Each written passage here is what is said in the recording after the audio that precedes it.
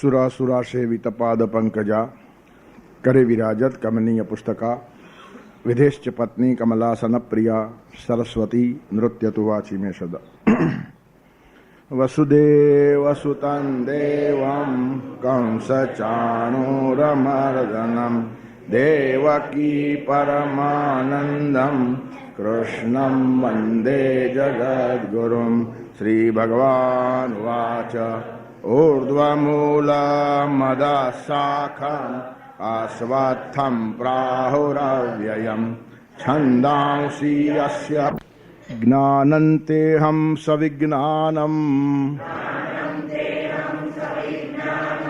ज्ञानन्तेऽहं सविज्ञानम् इदं वक्ष्याम्यशेषतः इदं वक्ष्याम्यशेषतः यज्ञात्वा नेह भूयोऽन्यत्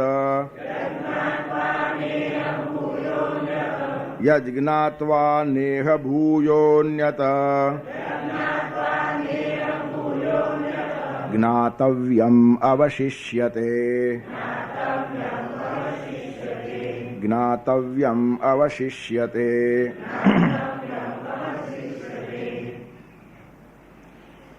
सातमा अध्यायમાં એક ભક્તિનો પવિત્ર પ્રાંત શરૂ થાય છે. પવિત્ર ઓરડામાં જવાનું છે જે ઠેકાણે કોઈ જ કાચી બેઠક કામ લાગતી નથી. લોકોની એક ધારણા છે ભક્તિ એટલે બહુ સહેલી છે, સરળ છે, એવું નથી. પોતાની જાતને ખલાસ કરવા સુધીની તૈયારી ભક્તિમાં રાખે તે જ માણસ આગળ વધે. હરિનો માર્ગ છે સુરાનો નહીં, કાયરનું કામ જો નહીં. જો કોઈ પણ ભક્તોનો માર્ગ સરળ નથી, ભલે આપણે એને યાદ કરીએ છીએ, પણ પછી એ સુરદાસ હોય કે તુલસીદાસ હોય કે નરસિંહ હોય કે મીરા હોય, આટલી આકરી કસોટીઓમાંથી આ લોકો પસાર થયા છે કે એમની કસોટી થઈ છે, સાંભળીએ તો પણ આપણા રૂવાણા ખડા થઈ જાય. ત્યારે કહેવાનું તાત્પર્ય શું છે કે ભક્તિ માર્ગ રોચક લાગે, શરૂઆતમાં આપણને એન્ટ્રી મળે એટલે આવા વર્ણનો સારા કરી રાખેલા છે કે જેથી માણસ એ માર્ગે પ્રવેશે, અને પ્રવેશે એટલે પછી પરમાત્મા તરફથી શક્તિ પણ મળે અને જે કસોટીઓ ભગવાન કરે એમાંથી પાર પણ ઉતારે. પણ એકવાર પ્રવેશ થવો જોઈએ. તેથી રોચક વાતો ભક્તિના નામે ખૂબ કહેવાય છે. પુરાણોએ આ જ કામ કર્યું છે. બધા પુરાણોમાં ભક્તો કેવી રીતના મહાન થયા તેના ચરિત્ર ચિત્રણો છે અને બહુ જ મહત્વના છે. એનું કારણ એ સાંભળીને પણ જો એન્ટ્રી થશે ને એની, તો પહેલાં એન્ટ્રી ભલે સારી સારી વાતો સાંભળીને થઈ હોય, પણ પછી તૈયારી એવી થઈ જાય કે મોટી મોટી વાતો જોડે પણ સંઘર્ષમાં લડીને માણસ આગળ જાય. રોચનાર્થા ફલશ્રુતયા આપણે તો કહેવાય છે. નાનું બાળક સ્કૂલમાં જવા લાગે ને ત્યારે ચોકલેટ, પીપરમેન્ટ, બિસ્કીટ, નાસ્તો આ બધું એને કહેવામાં આવે. વાસ્તવિક ભણવું અને ચોકલેટ પીપરમેન્ટને કંઈ સંબંધ જ નથી. પણ એ ચોકલેટના લીધે જવા લાગશે તો ચોકલેટ વગર પણ જવા લાગશે. તેથી કેજીમાં કે બાલ મંદિરમાં ચોકલેટ અને પીપરમેન્ટથી જાય, પણ પછી BA MA એને ચોકલેટની જરૂર જ નથી. આવડા થોથાઓ વાંચવા તૈયાર થઈ જશે. ત્યારે પહેલી જે એની એન્ટ્રી છે ને એ સરસ થવી જોઈએ. તેથી ભક્તિ માર્ગ બહુ સરળ છે, એમાં આપણને કહીને એ રસ્તા ઉપર થોડું ચડાવે છે. એનું કારણ પછી થોડી ઝલક મળશે, થોડો આનંદ મળશે, તો ગમે તેવી કસોટીઓમાંથી માણસ પાર ઉતરે. કસોટી આકરી કરતો પરંતુ સાચવી લેતો. એનું કારણ કરનાર પણ એને સાચવનાર પણ એ જ છે ને. એને માણસના ઘડતરમાં રસ છે. કોઈ માણસ તૂટી જાય ને એમાં પરમાત્માને રસ નથી. તેથી કસોટી જ્યારે ભગવાન કરે ત્યારે થોડીક મક્કમતા માણસ પાસે ભગવાન એની અપેક્ષા રાખે છે, અને થોડી મક્કમતામાં જો ડગી જાય તો પછી એનો પ્રવેશ જ ના થાય. તેથી કાચી બેઠકવાળાનું કામ જ નહીં, પણ થોડી બેઠક તમારી પાકી હોય ને તો આરપાર લઈ જવાની જવાબદારી ભગવાનની છે. શ્યામ તું સુકાની જો થાય નૈયા ભવ પાર જાય, મુરલી મુઠ્ઠી એ મારું મન મોહી જાય. પછી એ ધીરે ધીરે મુરલી વગાડે અને તમારું જે સ્ટેન્ડ છે ને એને કાયમ રાખે. તેથી કહેવાનું તાત્પર્ય શું છે કે ભગવાન જ કસોટી કરે, કસોટી આકરી કરતો પરંતુ સાચવી લેતો, જીવનને ઘાટ દેવાના અનોખા તારા રસ્તાઓ. જીવન ઘડતર થતું નથી કસોટી વગર. રૂપિયો પણ સાચો ખોટો જોયા વગર આપણે પણ ખિસ્સામાં રાખતા નથી. તો પછી જે ભક્તને આટલો મહિમા આપવાનો હશે તો ભગવાન કંઈ એમને એમ લંગર લગાડી દે પોતાની પછવાડે? ભગવાનને ક્યાં ટોળાવવાની જરૂર છે? આખું વિશ્વ જ એનું છે. કોઈ એકાદ માણસ આવે તેનાથી ભગવાનનું મહત્વ વધતું નથી. ઘણા માણસોના જીવનમાં જરા અસ્તવ્યસ્ત થાય, જ્યાં ભગવાન તને હું માનતો નથી. એમાં ભગવાન શું ફેર પડે છે? એવા કેટલાય અળસિયાઓ નથી માનતા, કાંઈ ફરક નથી પડતો. ચોમાસામાં નીકળી પડે ને ઢગલા બંધ નીકળી પડે, હજારોના ઝુમખાઓમાં આવે. તેથી તમે એકાદ માણસ મંદિરમાં જાય કે ન જાય, ભગવાનને શું ફરક પડે છે? અરે સામાન્ય ભગવાનનો સાચો ભક્ત હોય એને પણ લોકોની નિંદા સ્તુતિની પડી નથી તો ભગવાનને શું પડી હોય? આપણા સ્તુતિ ઉપર ભગવાનનું સ્ટેટસ નિર્ભર નથી અને આપણી નિંદાથી એનું સ્થાન હલી જાય એટલો એ કાચો નથી. રાવણ એને હલાવવા ગયો, ચીંચી કરવા લાગ્યો છે. ખાલી અંગૂઠો જ ભગવાને રમતમાં દબાવ્યો. કૈલાસને રાવણે ધ્રુજાવી નાખ્યું. ત્યારે પાર્વતીએ પૂછ્યું શિવજીને કે આ શું થાય છે? તો કે આપણો છોકરો જરાક મસ્તી કરે છે, કાંઈ વાંધો નહીં. એમ કહીને અંગૂઠો દબાવ્યો, ચી ચી ચી ચી કરવા લાગ્યો. તેથી આપણા સ્તુતિ ઉપર જેનું અસ્તિત્વ નિર્ભર નથી અને આપણી નિંદાથી જેનું આસન હલતું નથી, તેથી એ પરમાત્મા પ્રત્યેક માણસના ઘડતરમાં રસ લે છે અને ઘડતર કસોટી વગર થતું નથી. તો કસોટીમાંથી પાર ઉતરવાની આપણી માનસિક તૈયારી, આપણું પોતાનું વિલ પાવર, ત્યાં સુધીનો આપણો પ્રયત્ન, એસેન્ડિંગ હ્યુમન એફર્ટ્સ. પણ પછી આરપાર ઉતરવાની શક્તિ આપણામાં નથી જ. કોઈ દિવસે ભ્રાંતિમાં રહો નહીં, કસોટીમાંથી આપણે પાર ઉતરી જશું. ભગવાન ઉતારે તો જ ઉતરાય. આ બીજી સાઈડ કાયમ રાખવા જેવી છે. આપણું વિલ પાવર ટકી રહે, આપણે ભાંગી પડશું નહીં, તૂટી પડશું નહીં, ભાગી જશું નહીં, આટલી તૈયારી રાખો. પણ પછી દરવાજાઓ એ જ ખોલતો આવશે. તેથી જીવનને ઘાટ દેવાના અનોખા તારા રસ્તાઓ. અને એટલે જ કૃપાનું મહત્વ છે. ભક્તિ શાસ્ત્રમાં કૃપાનું બહુ મોટું મહત્વ છે. મહાપ્રભુજીએ તો કૃપા ઉપર જ જોર આપ્યો. પુષ્ટિ એટલે શું? અનુગ્રહ. પોષણમ તદ અનુગ્રહ. પરમાત્માનો અનુગ્રહ, એનું નામ પુષ્ટિ. પુષ્ટિ એટલે ખાઈ પીને પુષ્ટ થવાની વાત નથી. પોષણ શબ્દનો સીધો અર્થ કર્યો. પોષણમ તદ અનુગ્રહ. અનુગ્રહ એટલે કૃપા. ભગવાનની કૃપા વગર માણસ પુષ્ટ થતો નથી. શારીરિક પણ તમે ખાઈ પીને પુષ્ટ થાવ છો? અરે ખાઈ પીને શરીર નકામો થઈ જાય, મમરાનો કોથળો થઈ જાય, ઉઠી શકે નહીં એવો થઈ જાય. પુષ્ટિ એક જુદી વસ્તુ છે. તેથી શારીરિક પુષ્ટિ પણ પરમાત્મા જ આપે છે. એમાં પણ આપણને કંઈ બેમત નથી. તમારું શરીર સારું રહે, ભગવાનની કૃપા હોય તો ઠીક છે. નિયમ બિયમ પાડો. એકે નિયમ નહીં પાડનારા માણસો સારા ફરતા હોય છે, નિયમવાળા બિચારા હેરાન હોય છે. આ બધું કંઈ કૃપા ઉપર જ છે. એનો અર્થ નિયમ નહીં પાડવા નથી કહેતો. પણ સિગરેટ ન પીનારા માણસને કેન્સર થતું નથી. સિગરેટ અને બીડીથી જ કેન્સર થાય છે એવું નથી, ન પીનારને પણ થાય છે. ત્યારે ભગવાનની કૃપા બધે ઠેકાણે જરૂરી છે. તન માટે, મન માટે, બુદ્ધિ માટે, આત્મવિકાસ માટે પ્રત્યેક ઠેકાણે કૃપા જરૂરી. પણ એની કૃપા ઉતરે આવી પાત્રતા કેળવવાનો આપણો પ્રયત્ન. ભગવાનને ગમે એવું જીવવાની તૈયારી. આપણું નૈતિક જીવન બહુ સારું હોવું જોઈએ, ધાર્મિક જીવન બહુ સારું હોવું જોઈએ, સાંસ્કૃતિક જીવન બહુ સારું હોવું જોઈએ. પછી પરમાત્માને આનંદ થાય. અને આનંદ થાય એટલે એને પછી એનો પ્રવાહ અંદરથી શરૂ થઈ જાય ને કે બહારથી મદદ મોકલવાની છે. અંદરથી તમને સ્ફૂર્તિ, ચેતના, પ્રેરણા બધું મળવા જ લાગે. મન પ્રસન્ન રહે તો તન બહુ ખરાબ થતું નથી. મોટા ભાગના શારીરિક રોગોનું મૂળ મનમાં હોય છે. તમે જરા કંઈ ખોટું કરો, જરા કોઈને પજવો, જરા કોઈને ત્રાસ આપો, કોઈનું આડું અવળું ખાઈ જાઓ, કોઈને અસ્તવ્યસ્ત કરી નાખો છો, તમારા મનમાં મજા નહીં આવે. તબિયત બગાડવાની જ. તમે બગાડવા જાઓ છો કોઈનું ને બગડે છે પોતાનું. આ ખબર પડે ને તો બીજાનું બગાડવાનું મન જ ન થાય. તમે કોઈને સાથ આપો, કોઈનો સહકાર આપો, કોઈનું સારું બોલો, કોઈને ઉપર લઈ જાઓ, કોઈને હાથ આપો. જુઓ તમને કઈ ફર્સ્ટ ક્લાસ ઊંઘ આવે છે, ખાવાનું કેવું પડે, તબિયત સારી થઈ જાય. દવા કરતા દુઆ ક્યારેક વધી જાય, જેમ કહીએ એનો અર્થ આ છે. દવા શરીર સુધી પહોંચે અને દુઆ તમારા મન બુદ્ધિ સુધી અને આત્મા સુધી પહોંચે. તેથી મૂળમાંથી રોગ સાફ કરો તેના માટે સારું અને પવિત્ર જીવન પણ જરૂરી છે. ડોક્ટરો બી કહે છે રિસ્પોન્સ જો મનનો નહીં મળે તો અમે કંઈ કરી શકતા નથી.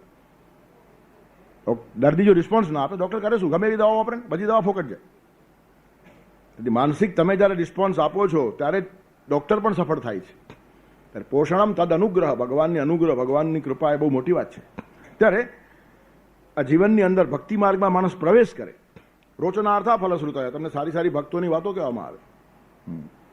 પ્રહલાદને પહાડ ઉપરથી ફેંક્યો અને ભગવાને કેવો ઝીલ્યો, પણ ફેંક્યો ત્યાં સુધી ડગ્યો નહીં. એ પ્રહલાદની મહત્તા નહીં. આપણે તો ઉપાડે એ પહેલાં ડગી જઈએ, ફેંકવાની વાત તો દૂર રહી. હજી પહાડ ઉપર ચડ્યા પણ ન હોય ફેંકવાવાળા, તેથી પહેલાં માણસ ધ્રુજી જાય. પણ ત્યાં સુધી એ ભગવાન માટેની એની ભક્તિ મક્કમ હતી. પછી ભગવાન ઊભા જ છે અને ક્યાંથી આવવાનું છે. પ્રહલાદ સમા ભક્તોને જ્યારે પજવે દુનિયાદારી તો સ્તંભ અહીંથી પ્રગટે એ તો રૂપ નરહરી ધારી. કોક વેરલા પીછાને રીત યોગેશ્વરની ન્યારી. પણ અગ્નિસ્તંભને બાથ ભીડવાની હિંમત પ્રહલાદે બતાવવી જોઈએ. પછી એ થાંભલો ઠંડો પણ થઈ જાય ને એમાંથી ભગવાન બહાર પડે, એ બધી ઉપરની કૃપા. પણ એ પોતે ધ્રુજી ગયો નહીં, આ મોટી વાત છે. તેથી મક્કમ મનોબળ અને એ ભક્તિ શાસ્ત્રમાં અને ભક્તિના માર્ગમાં પ્રવેશ કર્યા પછી મળે છે. તેથી પ્રવેશ આપણે કરીએ એટલા માટે શાસ્ત્રકારોએ પ્રયત્ન કરે છે. આ બહુ સરસ માર્ગ છે, એમાં મજા આવશે, એમાં આનંદ આવશે, એમાં લીધા લહેર છે. વિદુરની ભાજી ભગવાને ખાધી, સુદામાના તાંદુલ ખાધા, સબરીના એઠા બોર ખાધા. આવી તો જાઓ રસ્તે, બધું સહેલું છે. પણ સબરીના એઠા બોર ખાવા માટે સબરીના કાળાના ધોળા થઈ ગયા, આંખો ઊંડી ઉતરી ગઈ, મોઢામાં કરથલીઓ પડી ગઈ, દિવસ માસ અને વર્ષો ગયા, સબરીબાઈ તો ઘરડા થયા. સાધના ઓછી નથી. ત્યારે ભગવાને એઠા બોર ખાધા એનું ફલશ્રુતિ છે, પણ એની આગળની સાધના છે ને એ તો કરવી જ પડે છે. એમને એમ સબરી પાસે રામ નથી આવ્યા પહેલે દિવસે ફટ દઈને. ત્યારે કહેવાનું તાત્પર્ય શું છે? ભક્તિ માર્ગમાં આપણો પ્રવેશ થાય. વિદુરના ઘરે ફોકટની ભાજી નથી ખાધી ભગવાને. આખા હસ્તિનાપુરમાં ધૃતરાષ્ટ્રને સાચી વાત કહેનારો એક જ માણસ હતો, એનું નામ છે વિદુર. જ્યાં ભીષ્મ દ્રોણ પણ થોડાક પાછા હટી ગયા છે. દ્રોણાચાર્ય કહી શકતા નથી, ભીષ્મ પણ થોડીક વાર મૌન સેવે છે, અને તે વખતે તારો સત્યાનાશ થવાનો છે એમ કીધું છે વિદુરે, અને એટલે એના ઘરે ભાજી ખાવા ગયા છે. આલતુ ફાલતુ માણસના ઘરે ભાજી ખાય એટલો ભગવાન ભૂખ્યો છે જ નહીં. દુર્યોધનના મેવા પણ એને પીગળાવી શકતા નથી. પણ સચ્ચાઈ અને પ્રામાણિકતા વિદુરના જીવનમાં ભગવાને જોઈ છે. સ્પષ્ટ એને કહ્યું છે ધૃતરાષ્ટ્રને કે આખા ઝઘડાનું જડ કાં તો મૂળ તારો દીકરો છે, એને આજીવન કેદ કર અને કાં દેશ નિકાલ કર, તો બધું પતી જશે. પણ મોહિત થયેલો ધૃતરાષ્ટ્ર એ વાત કબૂલ કરતો નથી ને ઉલટાનો વિદુરનો તિરસ્કાર કરે છે. અને વિદુરનો તિરસ્કાર થયો ત્યારે ભીષ્મ પણ ચીડાઈ ગયા છે. પછી ભીષ્મથી પણ ચીડવાયું નહીં. ભીષ્મ કહે છે કે તારા પોતાના સિંહાસન નીચે તું આગ શું કામ લગાડે છે? એક તો માણસ સાચું કહેનારો હતો, તેને કાઢી નાખ્યો. ત્યારે કહેવાનું તાત્પર્ય શું છે? વિદુરના ઘરે ભાજી ખાધી, એની પછવાડે વિદુરની બહુ મોટી તપશ્ચર્યા છે. સુદામાના તાંદુલ ભગવાને ખાધા, પણ કેટલી અગવડમાંથી સુદામા પસાર થયો છે. અને ભગવાન પાસે ગયા પછી પણ માગ્યા વગર પોતાના તાંદુલ ખવડાવીને પાછો આવ્યો છે. ત્યાર પછી ભગવાને જે એના માટે કરવું બધું જ કર્યું છે. પણ એક વખત તો બધું લઈ લીધું. પણ લઈ લે છે ને, એ લઈ લેવા જેવું જ હોય છે, જેને ખબર પડી જાય એનો ભક્તિ માર્ગમાં પ્રવેશ થાય. આપદામ અપહર્તારમ દાતારમ સર્વસંપદામ લોકાભિરામમ શ્રીરામમ ભૂયો ભૂયો ભવામ્યહમ નમામ્યહમ. વિશ્વામિત્ર કહે છે રામરક્ષા સ્તોત્રની અંદર કે ભગવાન પાસે જાઓ ને તો તમારી બધી આપત્તિ ખેંચી લે. અને આપણને દુઃખ થાય છે, એનું કારણ આપત્તિને જ આપણે સંપત્તિ સમજતા હોઈએ છીએ. જે ભગવાન ખેંચી લે છે એ આપત્તિ જ છે, પણ આપણે એને સંપત્તિ માનીને બેઠા હોઈએ છીએ. સુદામાની પોટલી ભગવાન ખેંચી લે છે, સુદામા આપતા નથી, બગલમાં દાબી હતી. નથી આપતા એનું કારણ સંકોચ હતો કે આટલો મોટો દ્વારકાધીશ, સોનાના મહેલમાં રહે, આટલી બધી પટરાણીઓ, 56 પ્રકારના ભોગ ખાવાળો માણસ, તેને આ ચોખા આપવાના, તાંદુલ આપવાના, સંકોચ છે. તો ભગવાન ખેંચી લે છે. પણ એ પોટલી ખેંચી લીધી અને સોનાની સુદામપુરી આપી. પણ આપણે આપણી પોટલી એવી દબાવી છે કે ભૂલે જો ખેંચાઈ ન જાય. એનું કારણ એમાં જ આનંદ છે, એ આપણો વૈભવ લાગે છે. આપત્તિને જ આપણે સંપત્તિ સમજીએ છીએ અને સાચી સંપત્તિ ખોઈને બેસી ગયા છે. અને ભગવાને ભાગવતમાં બહુ સ્પષ્ટ કહ્યું છે. ભાગવતકારો એનું બહુ ભાષ્ય કરતા નથી, એનું કારણ કથા બંધ થઈ જવાનો ડર લાગે છે એ લોકોને પણ. એ શ્લોક પર જોર નહીં આપે. ભગવાને કહ્યું છે ભાગવતમાં, યસ્યાહમ હિતમિચ્છામી, જેનું હિત કરવા હું ચાહું છું, હરામી તદ ધનમ, તેનું બધો પૈસો લઈ લઉં છું. હવે કોણ ભાગવત વાંચે? અને ન વાંચે તો આ વાંચનાર દક્ષિણા કેમ મળે? એટલે આ વાત કહી જ નહીં, એ ઉપરા ઉપરી જાય. અબ્ધિર્લંગિતમેવ વાનર ભટે કિમ ત્વસ્ય ગંભીરતામ આપાતાલ નિમગ્ન પીવર્તનું જાનામી મંથા ચલહ. બધા જ વાંદરાઓ સેતુ ઉપરથી ચાલ્યા ગયા, સમુદ્ર ઉપરથી, પણ સમુદ્રની ઊંડાઈ કોઈને ખબર પડી નહીં. એ તો મંથાચલ પર્વતને ખબર છે. સમુદ્ર મંથન વખતે જ્યારે ઊંડો ઉતરેલો ને દરિયામાં, ત્યારે ખબર પડી. તેમ ઘણા ભાગવત વાંચનારાઓ ને કિનારાઓ ભાગવત ઉપરથી અધરા અધર જાય, અંદર શું છે તે ખબર જ પડે નહીં. કહેવાનું તાત્પર્ય શું છે? મંદરાચલ પર્વતને ખબર પડે કે સમુદ્રનું ઊંડાણ કેટલું છે. હરામી તદ ધનમ, જેનું મારે હિત કરવું છે ને એનું બધું ધન પહેલા તો હું ખેંચી લઉં છું. એનું કારણ છે ધન એ મારું અવલંબન છે. એમ જ્યાં સુધી માણસ માનતો હોય ત્યાં સુધી ભગવાન અવલંબન થતા નથી. ત્યારે ધન ઉપરનો તમારો વિશ્વાસ ડગી જાય. પૈસાથી મારું કલ્યાણ છે એ વાત તમારા મનમાંથી સાવ જ્યારે ભૂસાઈ જાય ને, ત્યારે ભગવાનથી કલ્યાણ છે એ વાત નક્કી થાય. આપણે ભગવાનની અવેજીમાં પૈસો મૂક્યો છે. પૈસો હશે ને તો આપણને વાંધો નહીં આવે. અરે પૈસો હોય તો વાંધો આવી ગયો એવા ઘણા માણસો છે ભાઈ. પૈસાથી કંઈ થતું નથી. ભગવાન હશે તો મને વાંધો નહીં આવે, એ વાત ધ્યાનમાં રાખવા જેવી છે. પણ આપણે સબસ્ટિટ્યુટ બનાવીએ છીએ. ભગવાનને બદલે પૈસો છે, શું વાંધો, ભગવાનની જરૂર છે. 25 કરોડ આપણા જમા છે, હવે કંઈ અગવડ નથી. આપણી 7 પેઢીને અગવડ નથી. અરે 25 કરોડ તમારી પાસે રાખીને પણ અગવડ કેમ નિર્માણ કરવી તે ભગવાનને આવડે છે. તમારા 25 કરોડ પારકા માણસો ખાય, તમને ડૉક્ટર કહી નાખે મગના પાણી સિવાય કંઈ પીવું નહીં. તેથી પૈસો તમારો આધાર છે એમ તમે જ્યારે માની લેશો ને ત્યારે ભગવાનથી આગા રહેશો. અને ભગવાન તમને જો પોતાની પાસે લેવા માંગતો હોય ને તો આ બાકીના અવલંબનો ટકવા જ ન દે. ત્યારે બધા અવલંબનો જ્યારે છીનવાઈ જાય ને ત્યારે ઉલટાનું ખુશ થવું જોઈએ કે ભગવાન હવે પોતાની પાસે લે છે આપણને. પિયરની સંપત્તિ છોડ્યા વગર પતિ મિલન થતું જ નથી. ઘણી બહેનો પરણીને સાસરે જાય ને પછી પિયરની વાતો જ કર્યા કરે. અમારે ત્યાં તો આમ ને અમારે ત્યાં તો આમ ને આટલા બંગલા ને આટલા ફલાણા ને આટલા હિંચકા ને આટલા ગાર્ડન ને જે હશે તે પતિની ઝૂંપડી સારી એ ખબર પડે તો જ આનંદ છે. ત્યારે પિયરનું વર્ણન કરનારી કન્યા સાસરામાં ફિટ થઈ શકતી નથી. સાસરે ગયા પછી સાસરામાં જે છે તે જ સારું એ જેને ખબર પડે ને તેનું ઘર વસે. અને એટલે આપણે તો કહ્યું છે કે દીકરીના ઘરે જમવું નહીં. શું વાંધો જમવામાં? કંઈ વાંધો છે? દુશ્મન છે દીકરી? પણ જમવું નહીં એવું નથી કીધેલું. અપ્રજાયામ તું કન્યાયામ, જ્યાં સુધી એને ત્યાં સંતાન ન થાય ત્યાં સુધી જમવું નહીં. હવે સંતાન થવામાં 1-2 વર્ષ જાય અને ત્યાં સુધી પિયરવાળાઓ જમે નહીં તો ત્યાં ધામા નાખે નહીં ને વાતને બગાડે નહીં.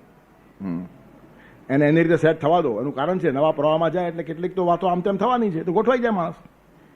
અરે સામાન્ય ટ્રેન પણ સ્લો પાટા ઉપરથી ફાસ્ટ પાટા ઉપર તો ખળભળાટ થાય કે ન થાય? તો એક કુટુંબની કન્યા બીજા કુટુંબમાં જતી હોય તો પાટો બદલે જરા ખળભળાટ થાય ત્યારે બાકીના લોકો શાંત રહેવાનું, તો નકામું એક્સિડન્ટ થાય વચ્ચે આવીને. તેથી કેટલા ડાયા લોકો હતા આપણા. એને સંતાન થાય પૈસા પછી વાંધો નહીં, ત્યાં સુધીમાં સેટ થઈ જાય. 2-3 વર્ષ નવા ઘરમાં માણસ રહે એટલે નવો ચીલો નવો પાટો ગોઠવાઈ જાય. પછી જાઓ ને, તમને રહેવાની બી છૂટ છે, જમવાની શું. પણ એનો બધો જ અર્થ ખોવાઈ ગયો. સાપ ગયા ને લીસોટા રહ્યા.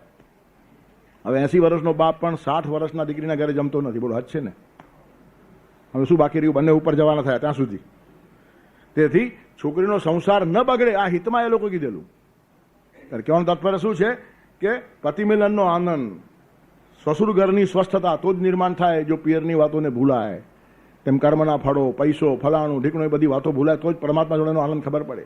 ત્યારે યસ્યાહમ હિતમિચ્છામિ હરામિ તદ ધનમ, એનું ધન હરી લઉં છું. કરોમી બંધુ વિચ્છેદમ, તમારા બધા સગા સંબંધીઓ આડા આવડા તમારાથી આગા થઈ જાય.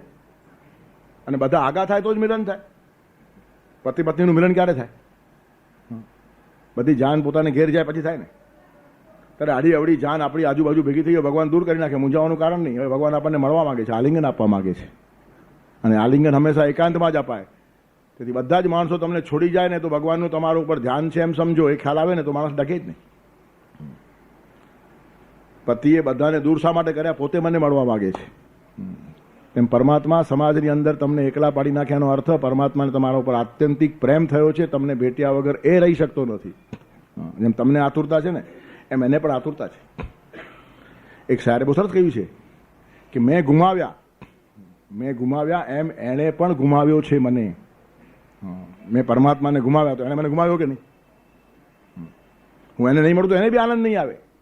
ત્યારે મને જો એ ન મળે તો મને આનંદ નહીં, અને એને જો હું ન મળું તો એને આનંદ નહીં. આવી રીતનો આ પરસ્પર સંબંધ છે. તેથી કસોટી ભગવાન આકરામાકરી કરે, અને કસોટીનો પ્રયોગ આ છે. ખુલ્લે ખુલ્લું ભાગવતમાં હરામી તદ ધનમ કરોમી બંધુ વિચ્છેદમ સ્પષ્ટ સૂત્રો લખેલા છે. તમારા સગા સંબંધી મિત્રો આડા આવડા બધા આગા થઈ જાય. તમે જેમને પોતાના માન્યા છે એ પણ તમારા નથી, એની ભગવાન તમને ખાતરી કરાવી દે. ખાતરી વગર માણસ માને જ નહીં. એટલે જીવનની અંદર આવા બધા કડવા માઠા અનુભવ થાય ને, ચિંતા કરો નહીં, બધા અનુભવ ભગવાન કરાવે છે. પ્રત્યેક વસ્તુની પછવાડે ભગવાનનો હાથ જોવા મળે ને તો જ ભક્તિ શાસ્ત્રમાં પ્રવેશ થાય, નહીં તો થાય જ નહીં. નહીં તો કારણ વગરના રાગદ્વેષનું નિર્માણ થાય. આ માણસે આમ કર્યું ને, આ માણસે આમ કર્યું ને, આ માણસ બદમાશ છે ને, આ મારા પીઠ પાછળ છરી મારે છે ને, આ મને હેરાન કરે છે ને, આ મને પજવે છે ને, આ મારા વિકાસમાં આડો આવે છે ને, આ મારા ટાંટિયા ખેંચે છે. કોઈ કોઈનું ટાંટિયો ખેંચતું નથી અને ખેંચવાની હિંમત નથી. પોતાના ઈચ્છા માત્રથી કોઈ તમારું બગાડી શકતું હોય તો ભગવાન છે. પછી પગે જ લાગો ને એને. એક વાત ધ્યાન રાખો, તમે જ તમારું બગાડી શકો છો કે ભગવાન તમારું બગાડી શકે? ભગવાનને બગાડવાની ટેવ નથી એટલે તમે જ બગાડો છો એ વાત નક્કી છે. ઉદ્ધરે આત્મના આત્માનમ વસાદય આત્મૈવ આત્મનો બંધુ આત્મૈવ રિપુર આત્મનઃ. તેથી તમારી પોતાની અન્ડરસ્ટેન્ડિંગ જેટલી ક્લિયર તેટલી જીવનની એક જુદી મજા. તેથી ભક્તો કોઈ દિવસ રાગદ્વેષથી ઘેરાયેલા હોતા જ નથી. એનું કારણ કોઈ મારું સારું કરે છે માટે રાગ થાય, અને કોઈ ખરાબ કરે છે માટે દ્વેષ થાય. પણ સારું અને ખરાબ મારા કર્મોથી જ થાય છે ને કે પરમાત્માની ઈચ્છાથી થાય છે. આ બે વાતો જેની પાકી થઈ ગઈ તે કોઈના માટે આસક્તિમાં ફસાતો નથી અને કોઈનો દ્વેષ કરતો નથી. રાગદ્વેષ વિયુક્ત ઇસ્તુ, રાગદ્વેષમાંથી વિયુક્ત કેમ થવાનું? તેનો રસ્તો ભક્તિ છે, બીજો રસ્તો જ નથી. સુખસ્ય દુઃખસ્ય ન કોપી દાતા પરો દદાતિ તિકુ બુદ્ધિ રેશા. સુખસ્ય દુઃખસ્ય ન કોપી દાતા. તમને કોઈ સુખ આપી શકતું નથી, કોઈ દુઃખ પણ આપી શકતું નથી. પરો દદાતી, બીજો આપે છે. પરો દદાતી એટલે કુબુદ્ધિ રેશા, એ તમારી બુદ્ધિની સમજણ કાચી છે, માટે તમે કોઈના ઉપર આરોપ કરો છો. કોઈ તમારું કલ્યાણ કરે નહીં. તમને મની ઓર્ડર આપી જનાર પોસ્ટમેનના પગ પકડવાની કંઈ જરૂર નથી. કેટલો સારો માણસ છે, એકદમ 25,000 રૂપિયા આપી ગયો, મોકલાવ્યા ત્યારે આપી ગયો, એ હું આપી જાય? એ માધ્યમ છે તો ઠીક છે, 2 રૂપિયાથી 5 રૂપિયા ટીપીને આપી દો, ઠીક છે, પણ એના પગ પકડાય? કોઈ માણસ જો પોસ્ટમેનના પગ પકડે તો તમે તો મહાન છો, પરમ પૂજ્ય છો, 25,000 રૂપિયા લઈને આવ્યા, નહીં તો મારું શું થાય? પોસ્ટમેન બી અસવાળા ગાડો છે, આવ્યા છે એટલે આપ આવે, મને શું લેવા દેવા છે? તેમ જગતની અંદર કોઈ માણસ તમારું સારું કરે છે, નિમિત્ત છે, એના માટે ભાવ જરૂર રાખો, પણ આસક્તિ અને મોહ નહીં. એનું કારણ પરમાત્માના આજ્ઞા વગર કોઈને 5 રૂપિયા આપી શકતું નથી.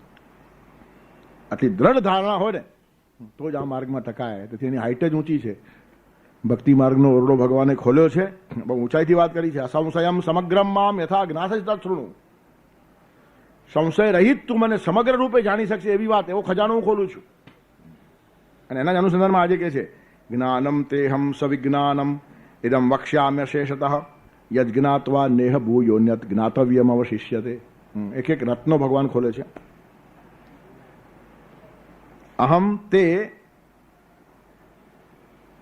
સવિજ્ઞાનમ ઇદમ જ્ઞાનમ અશેષતઃ વક્ષ્યામી. અહમ તે એટલે હું તને કહીશ, વક્ષ્યામી અશેષતઃ, સંપૂર્ણ રીતે, કંઈ શેષ રાખીશ નહીં, બાકી રાખીશ નહીં. હવે ભગવાન ખુલ્યા છે એકદમ, વિધાઉટ એની રિઝર્વેશન. આપણું સમર્પણ વિધાઉટ રિઝર્વેશન હોય તો ભગવાનનો ખજાનો પણ વિધાઉટ રિઝર્વેશન ખુલી જાય. તેથી ભગવાનનો સંપૂર્ણ ખજાનો આપણી સામે ખુલી જાય તેના માટે સરસ શું, આપણું સમર્પણ પણ એટલું રિઝર્વેશન વગરનું હોવું જોઈએ. કોઈ કોર્નરમાં લુચ્ચાઈ અને કપટ રાખીને ભગવાન પાસે પહોંચાતું નથી.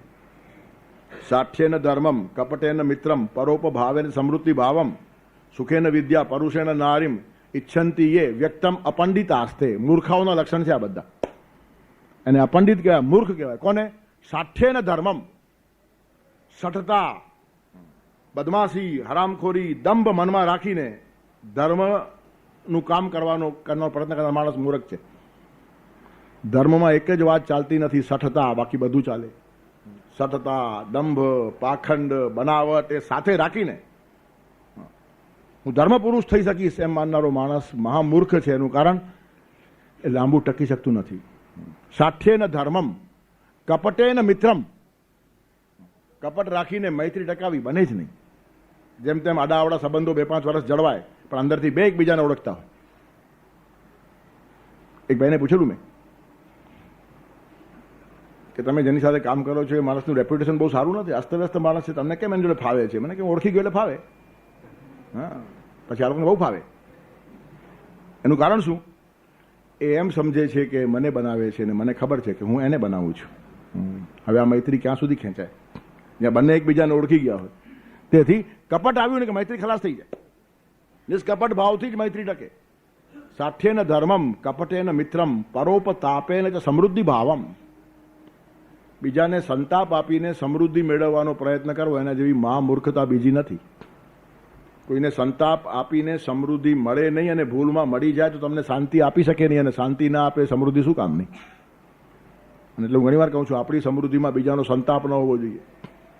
કોઈની કોઈની બદદુઆ, કોઈનો નિશાસો, કોઈનું દુઃખ, કોઈની વેદના, કોઈનું રુદન આપણા સંપત્તિ પછવાડે હશે ને તો ઘર સ્મશાન થાય, ઉપવન ના થાય. તમારા ઘરમાં બીજી 4 વાતો એવી ઘૂસી જશે કે સંપત્તિ આવીને પણ 5 માણસો ભેગા જમી શકશો નહીં. તેથી પાપનો પૈસો કમાવા જેવો કે નહીં એ માણસે નક્કી કરવું જોઈએ. એના કરતાં સૂકો રોટલો ખાવો સારો. બાજરાનો અડધો રોટલો પર્ણકુટીમાં બેસીને પ્રેમથી ખાનારા માણસો મેં જોયા છે, એના જેવા સુખી માણસો કોઈ નથી. અને મહેલમાં રહીને પણ એકબીજાનું મોઢું ન જોનારા માણસો આપણને દેખાય છે.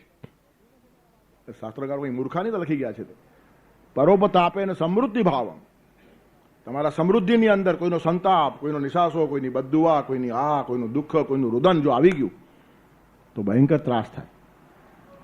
તેથી પ્રામાણિકતાની કિંમત છે. પ્રામાણિકતા સમાજના ભલા માટે નથી, આપણા ભલા માટે છે. આપણે પ્રામાણિક રહેશું, ચોક્કસ સમાજને બી ફાયદો છે, રાષ્ટ્રને ફાયદો, પણ સૌથી પહેલો ફાયદો આપણને છે. અને એ જ્યાં સુધી માણસને ખબર નહીં પડે, હજારો ભાષણો કરીને પણ ભ્રષ્ટાચાર જશે નહીં. ભ્રષ્ટાચાર તો જ જાય કે માણસને ખબર પડે કે ભ્રષ્ટ થવાથી હું નષ્ટ થવાનું છું. જેટલો માણસ ભ્રષ્ટ એટલો માણસ નષ્ટ. અને જીવનનો બધો આનંદ ખલાસ થઈ જાય, અને જીવનની શાંતિ ચાલી જાય, સુખ ચાલી જાય, સમાધાન ચાલી જાય, પ્રેમ ચાલી જાય, સંબંધોની મીઠાશ ચાલી જાય, તો પછી એવા બદામ પાક અને દૂધ પાક પૂરીમાં શું પડ્યું છે? ઝેર લાગશે. અને આ જો જ્યાં સુધી સ્પષ્ટ એક એક માણસને ખબર નહીં પડે ત્યાં સુધી કોઈ કાળે ભ્રષ્ટાચાર જાય નહીં. અને એ ખબર પાડવાનું સ્થાન એટલે જ સ્વાધ્યાય, એ ખબર પાડવાનું સ્થાન એટલે જ કથાઓ, વાર્તાઓ, વ્યાસપીઠ એની આ જવાબદારી છે. સમાજના નસ નસ સુધી અને લોહી લોહી સુધી આ વિચાર જવો જોઈએ કે મારે ભ્રષ્ટ થવું નથી, મારા ભલા માટે, કોઈના ઉપર ઉપકાર નથી કરવાનો. મારો આનંદ ખલાસ થશે, મારી મજા જશે, મારું સુખ જશે, મારા સંબંધો ખલાસ થશે, મારી મીઠાશ જશે, મારા જીવનનું અમૃત ખોવાઈ જશે. દ્રોણાચાર્યના દીકરાને બદામ પિસ્તાવાળું દૂધ મળ્યું, પણ દુર્યોધનની નોકરી કરવી પડી, દ્રોણાચાર્યના જીવનનું અમૃત ખોવાઈ ગયું. છેવટ સુધી જીવનના સરવાળાઓ મળ્યા નહીં, ખલાસ થઈ ગયો માણસ. સંપત્તિ બધી જ મળી, દુર્યોધન પાસે શું ઓછું હતું? શહેનશાહ હતો. 4 ઘોડાની ગાડી મળી હશે, રહેવા માટે મોટું મકાન મળ્યું હશે, માનપાન મળ્યું, બધું જ મળ્યું હશે, પણ દુર્યોધન સામે ઊંચો અવાજ કરીને સાચી વાત કહી શકે નહીં. આ મોટા મોટી સ્વતંત્રતા ખોવાઈ ગઈ. ત્યારે કહેવાનું તાત્પર્ય શું છે કે માણસને પોતાને ખબર પડવી જોઈએ, પરોપત આપે ને સમૃદ્ધિ ભાવમ, બીજાને સંતાપ આપીને હું શ્રીમંત થઈશ એ ખ્યાલમાં જે માણસ રાખતો હશે, ભલે પોતાને ડાયો સમજતો હશે, એના જેવો મૂર્ખ માણસ કોઈ નથી, એમ શાસ્ત્રકારો કહે છે. ઈચ્છંતી એ આવી રીતનું જે ઈચ્છે છે, વ્યક્તમ અપંડિતા, એ જાહેર મૂર્ખાઓ છે. તેથી સાઠેન ધર્મમ કપટેન મિત્રમ પરોપતાપેન સમૃદ્ધિ ભાવમ સુખેન વિદ્યા. સુખથી વિદ્યા મળે એમ માનતો હશે, ભ્રાંતિમાં છે. કષ્ટસાધ્ય વિદ્યા છે, અરે હાડકા ગાડી નાખવા પડે, દિવસ રાત જોવાય નહીં, અઢી વાગે વાંચનારા ઉઠી જાય, આપણને નવાઈ લાગે. જેને અભ્યાસ કરવો છે ને એને ઊંઘ આવે જ નહીં. ત્યારે સુખ સાહેબીની અંદર વિદ્યા થાય એવું બહુ ઓછું બને છે. જેટલા લોકો ભણ્યા છે ને અગવડમાં વધારે સારા ભણ્યા છે. સુખથી વિદ્યા મળે છે એમ માનનારો માણસ ભ્રાંતિમાં છે. સુખેન વિદ્યા અને પરુષેણ નારીમ, કઠોરતાથી સ્ત્રી વશમાં થઈ શકે છે એમ માનનારો માણસ મહામૂર્ખ છે. સ્ત્રી જો વશ થાય તો પ્રેમથી જ વશ થાય, કઠોરતાથી વશ થાય જ નહીં. અને એટલે જ પેલી ગામઠી કહેવત આવી, સ્ત્રી જો રહે તો આપથી ને જાય તો સગા બાપથી. એટલે કહેવાનું તાત્પર્ય શું છે? બધું ગોઠવીને એક શ્લોકમાં મૂક્યું ને આ સંકલનની કલા સંસ્કૃત સાહિત્ય પાસે છે. સાઠ્યેન ધર્મમ કપટેન મિત્રમ પરોપતાપેન સમૃદ્ધિ ભાવમ સુખેન વિદ્યા પરુષેણ નારીમ ઈચ્છંતી એ, આવું જે ઈચ્છે છે, વ્યક્તમ અપંડિતા, વ્યક્ત મૂર્ખાઓ છે, જાહેર મૂર્ખાઓ છે, પણ લોકો એને ડાયા સમજે. આવું જે વર્તન કરે ને સમાજમાં ડાયો ગણાય. અને દુનિયા જેને ડાયા ગાંડા ગણે તે હરીને મન હોશિયારજી. આ શાસ્ત્ર કે છે એ પ્રમાણે ચાલે તે દુનિયામાં ગાંડા ગણાય, પણ ભગવાન પાસે હોશિયાર ગણાય. અને શાસ્ત્રથી વિરુદ્ધ વર્તે દુનિયામાં ડાયા ગણાય, ભગવાન પાસે મહામૂર્ખ સાબિત થાય. તેથી આ જીવનની એક દ્રષ્ટિ ક્લિયર કટ માણસને મળવી જોઈએ. ભગવાન કહે છે કે સઠતા કરીને, કપટ કરીને ધર્મના માર્ગે જવાતું નથી. ત્યારે જ્ઞાનમ તેહમ સવિજ્ઞાનમ ઇદમ વક્ષ્યામિ અશેષતઃ, સંપૂર્ણતા વાત તને હું કહું છું. અને સવિજ્ઞાનમ જ્ઞાનમ, વિજ્ઞાન સાથેનું જ્ઞાન.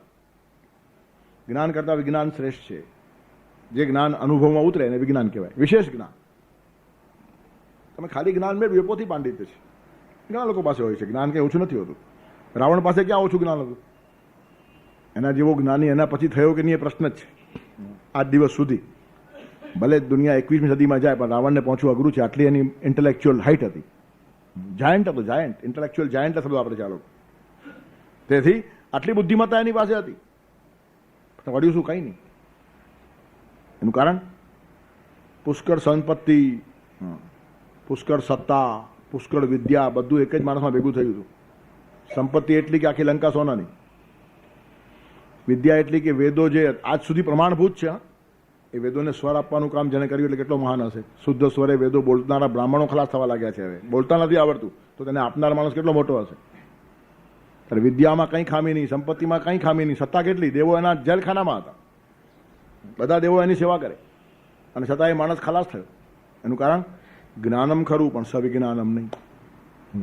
જ્ઞાનમ તેહમ સવિજ્ઞાનમ ઇદમ વક્ષ્યામિ અશેષતઃ. હે અર્જુન, તને વિજ્ઞાન સહિત જ્ઞાન કહું છું, અનુભવ સિદ્ધ જ્ઞાન કહું છું. અને બીજું વિજ્ઞાન એટલે રહસ્ય. બધું જ જ્ઞાન કહી શકાતું નથી. અંશતા ભગવાન કહે છે હું કહીશ. કેટલું સાહસ છે ભગવાનનું. પણ સત્ય કોઈ દિવસ શબ્દોમાં પકડાતું નથી. અને એટલે જ આપણે ત્યાં મિસ્ટિસિઝમ ડેવલપ થયું છે. રહસ્યવાદ જે આવ્યો ને તત્વજ્ઞાનની અંદર, ભક્તિશાસ્ત્રમાં જે રહસ્યવાદ આવ્યું એનું કારણ આ જ છે કે કેટલીક વાતો કેવી અતિશય અઘરી છે. તમે સામાન્ય વાતો પણ નથી કહી શકતા. સંકેતો કરો આપણે, સંકેત. પ્રતિકો નિર્માણ થાય, સિમ્બોલ નિર્માણ થાય, સંકેત નિર્માણ થાય. ગઈકાલે જ ગયો તો એક ઠેકાણે, ત્યાં એક માણસે બોડી લેંગ્વેજની વાત કરી. સામેનો માણસ બોલે તેના વગર તમને સમજાઈ જાય કે એ શું કહેવા માગે છે, અને એ ખરું સમજાતું હોય છે. બોલવામાં માણસ ઘણું છુપાવતો હોય છે. એનું કારણ જે સારું લાગશે તે જ માણસ બોલશે. એટલે ખરાબ માણસો પણ સારું જ બોલતા હોય છે. એટલે વાણી ઉપરથી માણસને ઓળખવો અઘરો પડે છે. એક કાળ એવો હતો, વાણીથી પરખાય માણસ, વાણીથી પરખાય, પણ હવે એવું રહ્યું નથી. હવે એટલા ચાલાક લોકો થયા છે કે વાણીથી ન જ પરખાય. બહુ લાંબો સવાસો તો પછી હૈયે હોય તે હોઠે આવી જાય ને ક્યારેક પછી પકડાઈ પણ જાય, પણ એમાં અઘરું ઘણું છે. ત્યારે સંકેતમાં કેટલીક વાતો સમજાય. ઘણી બધી વાતો સંકેતમાં થતી હોય. આંખના ઈશારાથી માણસો કામ લેતા હોય છે ને, સંકેત. અને સંકેત પકડી શકે એ જ માણસ ખરો. રહસ્યમય જ્ઞાન છે આ બધું. સવિજ્ઞાન માટે રહસ્યમય જ્ઞાન. જેમ અનુભવમય જ્ઞાન છે તેમ રહસ્યમય જ્ઞાન છે. અને ઘણા બધા સત્યો છે ને એ રહસ્યમય છે. તેથી આખો રહસ્યવાદ સૂફીઓમાં નિર્માણ થયો, આપણા વેદાંતિઓમાં નિર્માણ થયો છે. અને બાદશાહનો પ્રભાવ એવો, પાછું સામે પૂછાય નહીં, અક્ષર બોલાય નહીં. આપણે એ રીતે જીવ્યા નથી, આપણને ખબર નથી રાજાશાહી કેવી હતી. બિચારો દોડ્યો એકદમ, પણ કોને બોલાવવાનું? તો ગયો બિરબલના ઘરે, કારણ કે એ જ એક આધાર હતો ને. ત્યારે બિરબલ ભાઈ મને બાદશાહ કીધું બોલાવી લાવો, કોને બોલાવી લાવું? ત્યારે બિરબલ કહે છે તને બોલાવી લાવો કીધું ને. ત્યારે બાદશાહ શું કરતા હતા? તો કે મોઢા ઉપર હાથ ફરતા હતા કે આજામને બોલાવી જાય, એમાં છે શું? હા, દાઢી કરવાની છે, આમ કરીને બોલાવી લાવો કે સમજી જવાનું. હા, તેથી સામાન્ય વાતોમાં પણ સંકેત હોય તો આ તો ટોચનું જ્ઞાન છે. બુદ્ધિ પ્રતિભા બહુ જબરજસ્ત જોઈએ. ભક્તો નિર્બુદ્ધ હતા, આવી ભ્રાંતિમાં રહો નહીં. હા, ભક્તો બહુ બુદ્ધિમાન હોય છે. અને તેથી ભક્તિના લક્ષણમાં ભગવાને કહ્યું છે અનપેક્ષ સુચિર દક્ષ. દક્ષ શબ્દ ભક્તના લક્ષણોમાં છે ને, તો કૃષ્ણની કમાલ છે. কিন্তু આપણને ભક્ત એટલે બોગો, ભક્ત એટલે ઇડિયટ, ભક્ત એટલે ભોળો, ભક્ત એટલે બધા જેને મૂર્ખ બનાવી જાય તેવો, આવી આપણી ભક્તની એક ધારણા છે. કન્ડિશન થિંકિંગ છે આપણું. હું ઘણી વાર કહું છું, વિદુરજી ભક્ત હતા, કેટલા હોશિયાર હતા. પાંડવોને બાળી નાખવાનું લાક્ષાગ્રહનું, દુર્યોધનનું આખું કાવતરું વિદુરજીના કારણે ફેલ ગયું છે. કેટલું ગુપ્ત કાવતરું હશે, પણ એને બધી ગંધ આવે. આનું નામ વિદુરજી. અને આખી વિદુર નીતિ લખી નાખી છે એ માણસે, જે આજ સુધી અમર છે. મહાભારતમાં કેટલાક રત્નો છે ને, એમાં વિદુર નીતિ એક બહુ મોટું રત્ન છે. ત્યારે કહેવાનું તાત્પર્ય, દુર્યોધનનું આખું કાવતરું વિદુરને ગંધ આવી ગઈ છે. અને દુર્યોધન જાણતો હતો કે વિદુરને પાંડવો માટે પ્રેમ છે, એટલે વિદુરને ખબર ન પડે એની બધી કાળજી એને રાખી હશે. અને તે છતાં એ વાત વિદુરથી છાની રહી નહીં. ત્યાં સુધી ઠીક છે, એ તો આપણને બધાને માન્ય છે. પણ એના કરતાં આગળની એ વાત છે કે એ કાવતરું નિષ્ફળ જાય અને પાંડવો હેમખેમ બહાર નીકળી જાય, તેના માટે અંદરથી જે વિદુરે આખું ભયરું બનાવ્યું ને, તે આ બોઘા દુર્યોધનને ખબર નહીં પડી. વિદુર હોશિયાર કે દુર્યોધન હોશિયાર? દુર્યોધનનું ગુપ્તમાં ગુપ્ત કાવતરું વિદુરથી ગુપ્ત રહ્યું નથી. અને વિદુરે સામે એવો પ્રયોગ કર્યો છે કે દુર્યોધન અંધારામાં રહ્યો અને પાંડવો આર પાર નીકળી ગયા. તેથી ભક્તો મૂર્ખ હોય છે, આવી ધારણા રાખો નહીં. પ્રગલ્ભ બુદ્ધિમત્તા એ લોકો પાસે હોય છે, પણ બુદ્ધિનો મિસયુઝ કરતા નથી. બુદ્ધિનો દુરુપયોગ થાય ત્યારે બુદ્ધિ ખરાબ છે, અને સદુપયોગ થાય તો ભગવાન પછીનું નેક્સ્ટ તત્વ છે. ઇન્દ્રિયાની પરાણ્યાહુ ઇન્દ્રિયેભ્ય પરમ મન મનસસ્તુ પરાબુદ્ધિ યો બુદ્ધે પરતસ્તુ સહ. પરમાત્મા પછી નેક્સ્ટ તત્વ બુદ્ધિ છે. ઇન્દ્રિયોથી મન મોટું, મનથી બુદ્ધિ મોટી, ને બુદ્ધિથી આત્મા એટલે પરમાત્મા મોટો. શુદ્ધાહી બુદ્ધિ કિલ કામધેનુ. શુદ્ધ બુદ્ધિ બની જાય ને તો કામધેનુનું ફળ આપે, ઈચ્છિત ફળ આપે, એને કામધેનુ કહેવાય. જેની બુદ્ધિ વિશુદ્ધ છે ને, એને જગતમાં કશું અશક્ય નથી. જહાં સુમતિ તહાં સંપત્તિ નાના, જહાં કુમતિ તહાં વિપદ વિધાના. બુદ્ધિ બગડી કે વિપત્તિ, અને બુદ્ધિ સુધરી એ જ મોટા મોટી સંપત્તિ. ભક્તો વિશુદ્ધ બુદ્ધિવાળા હોય છે. બુદ્ધિ નથી હોતી એમ નહીં, વિશુદ્ધ બુદ્ધિવાળા. દક્ષ શબ્દ વાપરે છે. સંકેતો પકડવાની પણ એક તાકાત હોવી જોઈએ, સંકેત સમજવાની પણ એક તાકાત હોવી જોઈએ. બધું જ કહી શકાતું નથી. અને ભગવાન કહેવાનું સાહસ કરે છે. ઇદમ વક્ષ્યામિ અશેષત. ભગવાન એવા પ્રાંતમાં પ્રવેશ કરે છે કે જ્યાં રહસ્યોના રહસ્યો જ છે. મિસ્ટિસિઝમ. ભગવાન બુદ્ધને એકવાર કીધેલું આનંદે, બંને જણા એકલા હતા. ભગવાન આજે મોકો આવ્યો છે, તમારી આસપાસ હંમેશા કોઈને કોઈ હોય. અને મારે ઘણીવાર ઘણી બધી વાતો પૂછવી હતી, પણ પૂછાતી નથી. આજે એકલા છીએ તો લાભ લઈ લઉં. બુદ્ધ કે શું છે કે તમે મારા ઉપર ખૂબ વરસ્યા છો, ખૂબ જ્ઞાન તમે આપ્યું છે, પણ મારે પૂછવું છે કે કંઈક તમે મારાથી છાનું રાખ્યું છે? હજી સુધી કંઈ ના આપ્યું એવું છે? બીજાની હાજરીમાં બધું પૂછાય નહીં, પણ એવું કંઈક છે. ત્યારે પોતે બુદ્ધે પોતાની મુઠ્ઠીએ બંધ કરીને પછી ખોલી દેખાડી. સંકેત હતો આ. બુદ્ધે કીધું જ્ઞાન કોઈ દિવસ મુઠ્ઠીમાં બંધ રહેતું જ નથી. શ્રેષ્ઠ પુરુષોના, અવતારી પુરુષોના, તીર્થંકરોના, ઋષિમુનિઓના રહસ્યો ખુલ્લા હોય છે. એમનું જીવન ખુલ્લી કિતાબ જેવું હોય છે, વાંચતા આપણને આવડવું જોઈએ. જીવન તો આપનું સૌરભ ભર્યા ફૂલોની છાપ છે, નથી છૂપું કંઈ, પ્રભુ પ્રેમની ખુલ્લી કિતાબ છે. ત્યારે મેં તને બધું કહી નાખ્યું છે, પણ તે ઝીલ્યું કે નહીં મને ખબર નથી. ને આ જ સાચી વાત છે. જ્ઞાન કોઈ દિવસ મુઠ્ઠીમાં બંધ રહેતું નથી. કોઈ પણ સારી વાત મુઠ્ઠીમાં બંધ રહેતી નથી. પાણી પણ રહેતું નથી તો પવન ક્યાંથી રહે ને જ્ઞાન ક્યાંથી રહે? પાણી ક્યાં હાથમાં રહે છે? બ્રાહ્મણો તમને સંકલ્પ કરાવે પાણી હાથમાં રાખવાનું કે પછી મંત્રોના મંત્રો બોલ્યા કરે, પાણી સુકાઈ જાય, પછી બીજું નાખવું પડે કે નહીં? ખુલ્લું હોય તો પાણી ઉડી જાય છે, તમારું શરીર એને પી જાય, ગરમી છે ને ખતમ થઈ જાય. ત્યારે પાણીનો પ્રવાહ પકડાતો નથી. પવન છે અતિશય ચંચલ, એ પણ તમારા મુઠ્ઠીમાં આવતું નથી. તો જ્ઞાનનું રહસ્ય તો એના કરતાં આગળનું છે. કોઈ મુઠ્ઠીમાં બંધ રહે જ નહીં, ખુલ્લું જ છે, ઓપન. અને છતાં રહસ્યમય શા માટે છે? સમજનારની મર્યાદાઓ છે. બુદ્ધે કહ્યું એમ નહીં, ભગવાને બી કહ્યું છે. ઇતિ ગુહ્યતમમ શાસ્ત્રમ. આ ગુહ્ય છે, રહસ્ય છે. આમ તો ખુલ્લું છે. ગીતામાં શું ગુહ્ય છે? ગીતાના પુસ્તક જોઈએ એટલા બજારમાં મળે છે, ખુલ્લે ખુલ્લા, અને બધાને વાંચવાની છૂટ છે. પછી એમાં ગુહ્ય ક્યાં આવ્યું? એ ખુલ્લું છે, પણ પકડનારની ક્ષમતા ન હોય તો કંઈ પકડાતું નથી. તેથી રહસ્યમય જ્ઞાન છે, તને હું કહીશ, જે સંકેતમાં જ કહી શકાય. ઘણી બધી વાતો. અને એટલે જ મોટા ભાગના શાસ્ત્રો પદ્યમાં છે. જો પદ્યમાં હંમેશા રહસ્ય રહે. ગદ્ય બહુ ખુલ્લું હોય. વેદો પદ્યમાં છે. ઉપનિષદો પણ મોટા ભાગના પદ્યાત્મક છે. ક્યાંક વચ્ચે મંત્રો થોડો આવે પણ બધા પદ્યાત્મક છે, છંદોબદ્ધ છે. રામાયણ પદ્યમાં છે, મહાભારત પદ્યમાં છે, ભાગવત પદ્યમાં છે, ગીતા આખું પદ્યમાં છે. અને એટલે હું કહું છું ને, કવિતા અને વનિતા પૂરા સમજાય નહીં, એમાં જ એનું સૌંદર્ય છે. કોઈ માણસ દાવો કરતો હોય કે હું સ્ત્રીને સંપૂર્ણ સમજી ગયો છું તો એ બી મહામૂર્ખ છે. સ્ત્રી પુરુષને સમજી જાય એ શક્ય છે, પણ પુરુષ કોઈ દિવસ સ્ત્રીને સમજી શકે નહીં. તેથી કવિતા, અને માટે ખાસ કહેવાય છે poetry half understood is understood the best. કવિતા અડધી સમજાય ને એમાં જ મજા છે, અને વનિતા પણ અડધી સમજાય એમાં જ મજા છે. ઘણા માણસો કામની ખુલ્લી ખુલ્લી ચર્ચાઓ કરે. નાગો કામ સોંપતો નથી. કામ પણ અલંકૃત હોવું જોઈએ. આપણા સાહિત્યકારોએ કામનું બહુ સરસ વર્ણન કર્યું છે. વાંચો એટલે ખબર પડે કામ કોને કહેવાય. કામ એટલે અશ્લીલતા નહીં, કામ એટલે બીભત્સતા નહીં, કામ એટલે નગ્નતા નહીં. અને એ જ વાત સંકેતમાં પછી કવિઓ જુદી જુદી રૂપે મૂકે. લખ્યું છે એક કવિએ કે તમે તો લાજ કાઢીને કર્યું છે એવું કામણ, તમે તો લાજ કાઢીને કર્યું છે એવું કામણ કે રૂપાળાને ઉગાડા મો હવે જોવા નથી ગમતા. એક સૌંદર્ય છે. મર્યાદામાં જે સૌંદર્ય છે ને નગ્નતામાં નથી. તેથી જેટલો જેટલો કામને ઉગાડો અને અશ્લીલ કરતા ગયા ને એટલો કામનો આનંદ જ ચાલ્યો ગયો છે. આનંદ હંમેશા રહસ્યમાં હોય છે, મીઠાશ હંમેશા રહસ્યમાં હોય છે. દુર્લભ વાતોનું જ આકર્ષણ હોય છે. અતિ સુલભ થાય ને તો અભાવ નિર્માણ થાય છે. પણ એનું ચિંતન કરે કોણ? કામની ખુલ્લી ચર્ચા કરનારા માણસો પોતાને સુધરેલા સમજે છે, મહામૂર્ખ લોકો છે. એનું કાવ્ય જ રેસી નાખ્યું, ચૂથી નાખ્યું. તેથી રહસ્યમાં એક આનંદ છે, સવિજ્ઞાનમ. કહેવાનું તાત્પર્ય શું છે કે આકાશમાં વાદળ હોય ને એની વચમાંથી ચંદ્ર દેખાય ને એનું સૌંદર્ય જુદું હોય છે.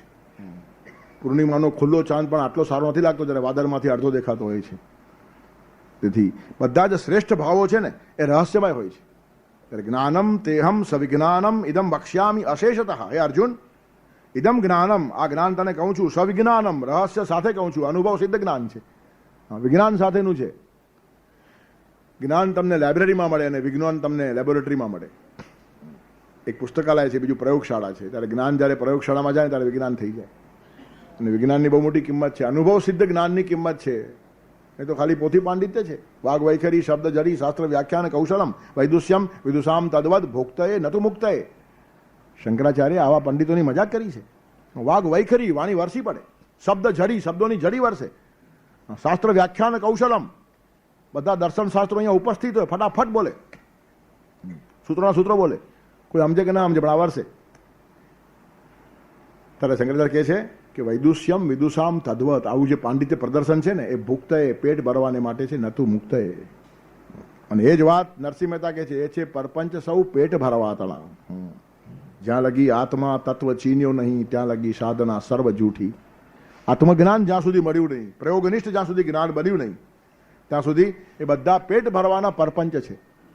ગ્રંથ ગરબડ કરી વાત નવ કરી ખરી, બધા ગ્રંથો ઉથલાવી કાઢ્યા પણ સાચી વાત પકડમાં આવીને એનું કારણે રહસ્યમય છે, પકડાય જ નહીં. એ જ પકડવી એ મહત્વની વાત છે. અભ્યાસ શા માટે કરવાનો એ જ માણસ ભૂલી જાય છે. એટલે કહેવાનું તાત્પર્ય શું છે? સવિજ્ઞાનમ જ્ઞાનમ, પ્રયોગનિષ્ઠ જ્ઞાન કહીશ અને રહસ્યમય જ્ઞાન તારી સામે ખુલ્લું કરીશ.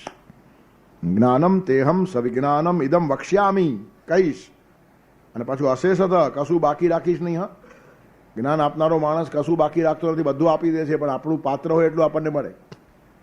દરિયા પાસે ઘણું પાણી છે પણ ચમચીને ચમચીના પ્રમાણમાં મળે, પ્યાલાને પ્યાલાના પ્રમાણમાં મળે, ગ્લાસને ગ્લાસના પ્રમાણમાં મળે, લોટાને લોટા જેટલું મળે, મટકાને મટકા જેટલું મળે, બાલદીને બાલદી જેટલું મળે. તમારું પાત્ર કેટલું છે નક્કી કરો, દરિયો ખુલ્લો છે. તેમ ભગવાન તો આખો જ્ઞાનના સાગર છે ને ખુલ્લા છે, પ્રેમના સાગર છે, ખુલ્લા છે. આપણી ઝીલવાની ક્ષમતા વધવી જોઈએ. અને એટલે જ કવિ કહે છે ને કે આવતી જાહ્નવી તારી અમારી ઝીલવાની જો, તો શિવત્વ શિવનું દેજે અને પદભૂમિ હિમાદ્રીની. આકાશમાંથી ગંગા પડે તો પાતાળમાં જાય સીધી, અને ઝીલવી હોય ને તો શિવની જટા જોઈએ અને હિમાલય જેવી પદભૂમિ જોઈએ તો ઝીલાય. તેથી જ્ઞાનનો પ્રવાહ તો વહે છે, એકદમ વક્ષ્યામી અશેષતઃ, ભરપૂર વહે છે, કશું ભગવાન શેષ બાકી રાખતા નથી. તેથી જ્ઞાનમ તેહમ સવિજ્ઞાનમ ઇદમ વક્ષ્યામી અશેષતઃ. અહમ તે ઇદમ સવિજ્ઞાનમ જ્ઞાનમ અશેષતઃ વક્ષ્યામી. હું તને આ વિજ્ઞાન સાથેનું પ્રયોગનિષ્ઠ રહસ્યમય જ્ઞાન સંપૂર્ણપણે કહું છું, પણ તું માત્ર ઝીલવાની તૈયારી રાખ. સંપૂર્ણ જ્ઞાન તને કહી દઈશ. હવે કેટલીક વાતો કહેવાય નહીં તો ભગવાન કહે છે કહેવાય નહીં તો દેખાડીશ, અને એટલે વિશ્વરૂપ દેખાડ્યું છે. 11મા અધ્યાયમાં ભગવાને વિશ્વરૂપ દેખાડ્યું છે. એનું કારણ હવે કહીને સમજતો નથી ને તો જોઈને સમજ. પરમાત્મા કેમ રૂપ છે અને તે દેખાડે ત્યારે અર્જુન ગભરાઈ જાય છે. બસ બસ ભગવાન બંધ કરો, મારે આ રૂપ જોવું નથી. સામેવાળો કે તો આપણને સમજાતું નથી અને દેખાડે તો આપણાથી જોવાતું નથી. આનું નામ માણસનું મન છે. કેટલી ભગવાનને બી અગવડ છે, કહીને સમજતો નથી અને જોઈ શકતો નથી. જોવા માટે દિવ્યમ દદામિ તે ચક્ષુ, દિવ્ય દ્રષ્ટિ આપી તો કે આ દ્રષ્ટિ પાછી લો, મારે જોવું નથી. એનું કારણ ગભરાટ નિર્માણ થયો છે. એનું કારણ જેટલું જેટલું એ રહસ્યને માણસ જાણતો જાય ને તેટલો પોતે ખલાસ થતો જાય, અને માણસને ખલાસ થવું નથી. અહંકાર ટકાવવાની અંદરથી એક થોડી ભૂખ હોય છે. આ માર્ગમાં એ જ નડે છે, મારે ખલાસ થવું નથી. અગર એ શોક મિલને કા તો હરદમ લવ લગાતા જા, જલાકર ખુદનુમાઈ કો ભસમ તન પે લગાતા જા. ખુદનુમાઈ જો મિટાવી દેવાની તાકાત હોય ને તો જ ત્યાં જવાય. પણ અહંકાર ઉપર આપણને આત્યંતિક પ્રેમ છે. આપણે પૈસો જ કદાચ છોડી દઈએ, લોકોને છોડી દઈએ, સત્તાને છોડી દઈએ, પદને છોડી દઈએ, પ્રતિષ્ઠાને છોડી દઈએ, પણ અહંકારને છોડતા નથી. એ બહુ બારીક વસ્ત્ર છે અને એ પણ વસ્ત્ર છૂટવું જોઈએ તો જ સંપૂર્ણ મિલન થાય. તેથી પ્રિય મિલન હોય કે પતિ મિલન હોય, એમાં સંપૂર્ણ સમર્પણ વગર આનંદ હોતો નથી. ત્યારે નાનકડું અહંકારનું વસ્ત્ર પણ ત્યાં ચાલતું નથી. અહંકાર ધિયમ બ્રૂતે તમ સુપ્તમ મા પ્રબોધય, ઉત્તિથે પરમાનંદે નાહમ નત્વમ ન વૈ જગત. બહુ ટોચની વાત કરી છે. અહંકાર છે ને બુદ્ધિને કહે છે કે આ સૂતેલા પરમાત્માને જગાડ નહીં. અહંકારો ધિયમ બ્રૂતે, અહંકાર ધ્યેય એટલે બુદ્ધિને કહે છે તમ સુપ્તમ, આ સુઈ રહ્યો છે ને મા પ્રબોધય, એને ઉઠાડ નહીં. જો અહંકાર પોતાને બચાવવાની કેવી ચેષ્ટા કરે છે. બુદ્ધિ જગાડવાનો પ્રયત્ન કરે તો અહંકાર કહે છે નહીં, એને સુવા દે. એનું કારણ ઉત્તિથે પરમાનંદે, એ જો જાગ્યો ને એકવાર તો નાહમ, હું રહીશ જ નહીં, ન ત્વમ, તું પણ રહેશે નહીં, ન વૈ જગત, જગત પણ રહેશે નહીં. ઉત્તિથે પરમાનંદે નાહમ નત્વમ ન વૈ જગત. અહંકાર ખલાસ થયો, હું ખલાસ થયો કે તું ખલાસ થઈ, બુદ્ધિ રહી ક્યાં? અહંકારને પછી બુદ્ધિને વાસનાને બધું પકડીને આખો જીવાત્મા તૈયાર થાય છે. શાસ્ત્રોમાં બધું વર્ણન છે જીવાત્મા કેમ તૈયાર થાય છે. તે અહમનું એક બારીક પ્રસ્ફુરણ હોય છે, અને અહમના આધારને કારણે તો સમાધિમાંથી માણસ પાછો આવે છે, તો પાછો જ ના આવે. ધ્યાનમાં જ્યારે માણસ જાય ને ત્યારે પણ એક બારીક અહમનું પ્રસ્ફુરણ અંદર ચાલુ હોય છે કે જે માણસને પાછો જગતમાં ખેંચી લાવે. નહીં તો સમાધિ લાગે ગયો, માણસ પાછો આવે નહીં. તેથી અહમ એ પરમાત્મા પાસેનું એક સ્ફુરણ છે, જેમાં પરમાત્માનો અંશ પણ છે અને માણસનો અંશ પણ છે. પછી એમાં બુદ્ધિ બળે, પછી એમાં વાસના બળે, પછી આખું નિર્માણ થાય લિંગ દેહ. એને કહેવાય જીવાત્મા, એને આત્મા ના કહેવાય. ત્યારે કહેવાનું તાત્પર્ય શું છે કે અહંકાર આપણે છોડવો નથી, અને પરિણામે કોઈ કહે તો પણ આપણે સમજતા નથી, અને બતાવે તો પણ તે આપણાથી જોવાતું નથી. એનું કારણ ત્યાં મીઠવાની વાત છે, અને આપણે મટવું નથી, ટકવું છે. આ આપણી ભ્રાંતિ મોટામાં મોટી પાયો જ ખરાબ છે. હું જગતમાં કેમ ટકીશ, નાનાથી માંડી બધા મોટા સુધી બધાને આ જ પીડા છે. મારા ગયા પછી લોકો મને યાદ કરશે કે નહીં? હવે કરે કે ન કરે, હું ફરક પડે છે? અને કરે તો તને ખબર પડવાની નથી. આ કપડું બદલ્યા પછી કોણ ઓળખે છે? કરોડો રૂપિયા ખર્ચીને એક માણસ બહુ મોટી કોલેજ બનાવે, મરી જાય, નવો જન્મ થાય, શક્ય છે એ કોલેજમાં એને એડમિશન પણ ના મળે. તમે શું વાત કરો છો? લોકો યાદ કરે કે ના કરે? તમારી કોલેજમાં તમને એડમિશન ના મળે એનું કારણ પ્રિન્સિપાલ ના પાડશે, અમને જોઈએ એટલા માર્ક્સ નથી, ગેટ આઉટ. એટલે પણ તને પગાર તો હું આપતો હતો. આખી કોલેજ મારી છે, બિલ્ડિંગ મારું છે, બધું મેં કર્યું છે, કશી ખબર નહીં. કોઈ સરસ પુસ્તક વાંચીને આપણને એકદમ સ્પર્શી જાય, શું ગજબ પુસ્તક છે. શક્ય છે ગયા જન્મમાં આપણે જ લખ્યું હોય, ગોડ નોઝ, કંઈ ખબર નથી પડતી. તો આપણને જ આપણે નથી ઓળખતા તો દુનિયા ઓળખે એની પંચાયત ક્યાં કરવાની? કેટલા બાલિશ ખ્યાલોમાં માણસ રમતો હોય છે. મોટા મોટા માણસોને આ થાય, પછી મારું નામ રહેશે કે નહીં, બરાબર છાપો, જરા જોરથી છાપો. કેટલાક તો જીવતા જ પોતાના પુત્ર લગાડી દે સંસ્થાઓની અંદર, નવાઈ લાગે આપણને. એટલે મર્યા પછી લગાડે, પૂતળું લગાડે જીવતે પણ લગાડી દે. એનું કારણ પછી લોકો લગાડે કે નહીં, ભરોસો જ નથી કોઈના ઉપર. પોતાના કર્મ તો પોતાને યાદ આવતા હોય ને, કે ભૂલથી કોઈ આપણને યાદ કરે એમ નથી તો ઠોકી જાઓ બરાબર સજ્જડ. એટલે ઠોકેલા કેટલા ઉખડી ગયા ભાઈ. પરમાત્મા ઠોકે ને તે જ ઠોકાય, બાકી માણસ કંઈ ઠોકી શકતો નથી. ત્યારે કેટલી બધી ભ્રાંતિમાં માણસ રમતો હોય છે. અહંકાર છે ને આ છેલ્લામાં છેલ્લું સૂત્ર છે. એ અહમનું વસ્ત્ર બહુ બારીક છે, અને એ ખલાસ કરવા માણસ તૈયાર નથી, અને પરિણામે રહસ્યને સમજી શકતો નથી, અને બતાવો તો જોઈ શકતો નથી. અને ભગવાને બધા પ્રયત્નો કર્યા છે. અશેષ મારે તને કેવું છે, અને કહેવામાં શબ્દો ટૂંકા પડે છે એમ જ્યારે લાગ્યું ને ત્યારે દિવ્યમ દદામી તે ચક્ષુ, દિવ્ય દ્રષ્ટિ આપીને ભગવાન મહાન થઈને ઉભા રહ્યા સામે. હજારો સૂર્ય એક સાથે આકાશમાં પ્રકાશે ને તો પણ તેનું તેજ જેની સામે ઝાખું લાગે આવું રૂપ ભગવાન દેખાડ્યું છે. એટલે ભગવાન પોતાના શબ્દોમાં પ્રામાણિક છે. અશેષ હતા તને કહીશ બધું જ. જ્ઞાનમ તેહમ સવિજ્ઞાનમ ઇદમ વક્ષ્યામિ શેષ. અને યજ્ઞાત્વા, એ જો તું એકવાર જાણી ગયો તો ઇહ ભૂય અન્યત જ્ઞાતવ્યમ ન અવશિષ્યતે. ઇહ એટલે આ પૃથ્વીમાં, અન્યત જ્ઞાતવ્યમ, બીજું કંઈ જાણવા જેવું બાકી રહેતું નથી. ન અવશિષ્યતે. હું તને અશેષ આ વાત કહીશ, અને એ વાત તું શબ્દોથી કે સંકેતથી કે જે રીતે જો સમજી ગયો તો કશું જાણવાનું બાકી રહેશે નહીં. અને આપણે બધું જ જાણીએ છીએ, અને જાણવા જેવું છે તે જ બાકી રહી જાય છે. ભગવાન કહે છે જે જાણવા જેવું છે આ એક વાત જાણી લો ને તો પછી કશું જાણવાનું બાકી રહ્યું જ નહીં. શ્વેતકેતુ તપોવનમાં અભ્યાસ કરીને આવ્યો. સવારનો પ્રહર છે, સૂર્યનારાયણ પ્રગટ થઈ રહ્યા છે, એના કિરણો પડે છે, અને આ છોકરો એકદમ મસ્તીથી ધમધમતો આવે છે એકદમ. એનો બાપ જુએ છે. બાપ સમજી ગયો કંઈક ગડબડ છે. એની ચાલમાં જે અહંકાર દેખાય છે ને એ અધૂરાપણાની નિશાની છે. બાપ હોશિયાર હતો. દીકરો આવીને બાપાને પગે લાગે છે કે બેટા ભણી આવ્યો? તો કે ભણી આવ્યો. વર્ષો સુધી તપોવનમાં રહ્યો, ગુરુજી પાસે ઘણું બધું જ્ઞાન મેળવ્યું, અને ખૂબ વિદ્વાન થયો. બધા જ શાસ્ત્રો, દર્શન શાસ્ત્રો આ તે. ત્યાર પછી બાપા એક પ્રશ્ન પૂછ્યો કે એવું તું કંઈ ભણ્યો કે નહીં, કે જે જાણ્યા પછી બીજું કશું જાણવાનું બાકી રહેતું નથી? સમજાઈ ગયું. એવું કંઈ તું જાણ્યો કે નહીં કે જે જાણ્યા પછી કશું બાકી રહેતું નથી? તો કે એવું તો કંઈ મને ગુરુજીએ કહ્યું નહીં. શાસ્ત્રો ઘણા ભણાવ્યા, પણ જે જાણ્યા પછી કશું જાણવાનું બાકી રહેતું નથી, આવું કંઈ મને ગુરુજીએ ભણાવ્યું ને આટલા વર્ષોની અંદર. તો મને એવું લાગ્યું છે. કેમ? તો કે તારી ચાલમાં જે અક્કડતા, ઉન્મત્તતા અને અહંકાર હતો ને એ જ્ઞાનનો નહીં, અજ્ઞાનનો પરિચય આપનારી વાત હતી. અક્કડતા જો આવે ને તો એ જ્ઞાન નથી, અજ્ઞાન છે. જ્ઞાની માણસ કોઈ દિવસ ઉન્મત્ત ન હોય, ને ઉન્મત્ત હોય તો જ્ઞાની હોય જ નહીં. એ પોતી પંડિત હોય. શાસ્ત્રો ગોખી નાખવા એટલે જ્ઞાન નથી. શાસ્ત્રો જીવી જાણવા એ જ્ઞાન છે. અને જ્ઞાનનું પરિણામ છે વિનમ્રતા. અતિશય વિનયી માણસ, જ્ઞાની માણસ જેવો વિનયી માણસ બીજો ન હોય. અહંકારનો જરાક પણ છાંટો ક્યાંક રહી ગયો ને આડો આવડો તો એ અજ્ઞાનનું પરિણામ છે. એ તારી ચાલ જોઈને હું સમજી ગયો કે મેળવવાનું હતું એ બાકી રહી ગયું, બાકી તું ભલે બધું લઈ આવ્યો, પણ જે જોઈએ તે મળ્યું નહીં. જ્ઞાનનો દેહ મળ્યો, જ્ઞાનનો આત્મા ખોવાઈ ગયો, અને આત્મા વગરના દેહની શું કિંમત છે? એ બધો સબનો શણગાર છે. એક પણ શણગાર વગરનો જીવતો માણસ શોભે અને હજારો માણસ સોનું લાદો ને તો પણ મળદું શોભતું નથી. તેથી જે મેળવવાનું છે ને એ જુદી વાત હતી આખી. ત્યારે પાછો જાય છે ગુરુજી પાસે. જા પાછો જા, એ મેળવી આવજે. મેળવવા જેવું હતું તો રહી ગયું, ખરી વાત તો ખોવાઈ ગઈ. એક વોરાજીના દુકાનમાં એકવાર ચોરી થઈ ગઈ,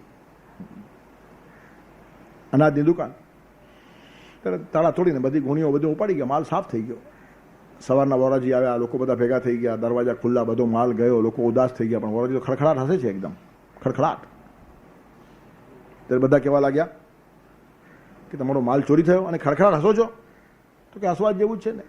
કેમ શું હસવા જેવું છે? તો કે ચોરોની મૂર્ખાઈ પર હસું છું. અનાજ તો લઈ ગયા, માપ્યું તો અહીંયા ભૂલી ગયા. માપશે શેનાથી? અનાજ માપીને તે વખતે આપતા, હવે જોખીને આપે છે. ત્યારે ભરતીઓ અહીંયા જ રહ્યું અને માલ ઉપાડીને ચાલ્યા ગયા. માલ ગયા પછી એ માપ્યું હાથમાં એમાં શું વળે? તેમ લોકો BA MA થઈ જાય. આ BA અને MA છે ને, માપ્યું છે. માલ તો ક્યારનો ગયો અને માપ્યાથી ખુશ થાય. હું BA છું, હું MA છું. એટલે આપણે માપ્યું છે. તારામાં માલ છે કે નહીં એ તો મેદાનમાં આવે ત્યારે ખબર પડે. જ્ઞાનની કસોટી જીવનમાં છે, પુસ્તકોમાં નથી. MA થયેલો માણસ પણ એક નાનકડી વાતમાં ભાંગી પડે ને આપઘાત કરતો હોય ને તો માપ્યું લઈને ફરે છે, એનામાં માલ નથી. ત્યારે માલની કિંમત છે, માપની કિંમત નથી. ડિગ્રીઓ બધી માપ છે અને આપણે માપમાં ખુશ થઈએ છીએ, માલ ખોવાઈ ગયા પછી પણ. ઘણા માણસો કે અમે BAમાં ભણતા ને ત્યારે શાકુંતલ હતું, તો હવે ક્યાં ગયું? હવે છે જ નહીં, કશી ખબર નથી એને. એક શ્લોક આવડતો નથી, કોઈ વાત ખબર નથી, જીવનમાં કોઈ એની ગરિમા, એનું ગૌરવ, એની મીઠાશ દેખાતી નથી. તો જે શાકુંતલ માટે ડિગ્રી મળી હતી એ શાકુંતલ ખોવાઈ ગયું, ડિગ્રી પાછી આપી દે. કારણ કે તને આવડતું હતું માટે તને આપવામાં આવ્યું છે. તેથી આવા માફિયા લઈને મોટાભાગના માણસો ફરે છે. માલ ક્યારનો ખોવાઈ ગયો છે. અને જે દેશના યુવાનોમાં, ભણેલા માણસોમાં માલ ન હોય તે દેશમાં માલ નિર્માણ થાય ક્યાંથી? અને માલ ન હોય તો પછી હાલ હવાલ જ થાય ને. તેથી માલની કિંમત છે. અને આ બાપ આ તો એકદમ જાગૃત શ્વેત કેતુને કહે છે તું આવ્યો ખરો પણ માલ નથી. પાછો ગયો તો ગુરુને કહે છે ગુરુદેવ તમે મને બધું આપી દીધું, જે જાણ્યા પછી કંઈ જાણવાનું બાકી ન રહે એવી તો કોઈ વાત તમે કરી જ નહીં. ત્યારે ગુરુ કહે છે તે મને એવું પૂછ્યું જ ક્યારે હતું? આટલા વર્ષોમાં તને પણ એવું લાગ્યું નહીં કે મારે શું જાણવું જોઈએ? તને શાસ્ત્રો ભણો, તમે ભણાવી દીધા. તો કે હવે તો કહો શું જાણવા જેવું છે? ત્યારે કે તું જ જાણવા જેવો છે. જ્યાં સુધી તું તને ઓળખતો નથી ત્યાં સુધી તને સાચું જ્ઞાન મળતું નથી. તું આભાસી તારું વ્યક્તિત્વ છે. સાચું વ્યક્તિત્વ તો જ ખીલશે. નો થાય સેલ્ફ. તું તારી જાતને ઓળખી લે. અને ત્યાર પછી એક ગાય એને આપે છે કે હવે લે નિસર્ગમાં ફર, અને આ ગાય 1000 ગાય થાય ત્યારે પાછો આવજે. એ બધી વાર્તા બધાને ખબર છે આપણને. પછી બિચારો ફરે છે નિસર્ગમાં અને ઘણું બધું જ્ઞાન મળે છે. નદી પાસેથી એને ગતિશીલતા મળે છે, પહાડ પાસેથી સ્થિરતા મળે છે, અગ્નિ પાસેથી ઉષ્મા અને તેજની દીક્ષા મળે છે, સૂર્ય પાસેથી અવિરત કર્મયોગ મળે છે, ચંદ્ર પાસેથી શાંતિ અને શીતળતા મળે છે. અને એક ગાયની 1000 ગાય થાય એટલે ઘણા બધા વર્ષો ગયા. અને પછી બાપ પાસે આવીને ઊભો રહ્યો. ત્યારે પછી બાપ કહે છે હવે તને જ્ઞાન થયું છે. એનું કારણ ચહેરા ઉપર આખો રંગ બદલાઈ ગયેલો. પછી ગુરુ અને બાપ બેને આટલું જ કહેવાનું હોય તત્વમસી શ્વેત કહેતો, તે તું જ છે. અને જવાબમાં કહે છે અહમ બ્રહ્માસ્મિ. હવે મને બી ખબર પડી કે હું જ છું. તેથી આપણાપણું જે છે ને એ ટકવું જોઈએ, અહંકાર જવો જોઈએ. અને તો જ પોતાપણું આપણને ખબર પડે. અહંકાર એના ઉપર એક આભાસ ઊભો કરે છે. તેથી વ્યક્તિત્વમાં અહંકાર હોય છે અને ચરિત્રમાં આપણાપણું હોય છે. ત્યારે જ્ઞાન વિજ્ઞાન થવું જોઈએ, જીવનનિષ્ઠ બનવું જોઈએ. Knowledge must be translated into action.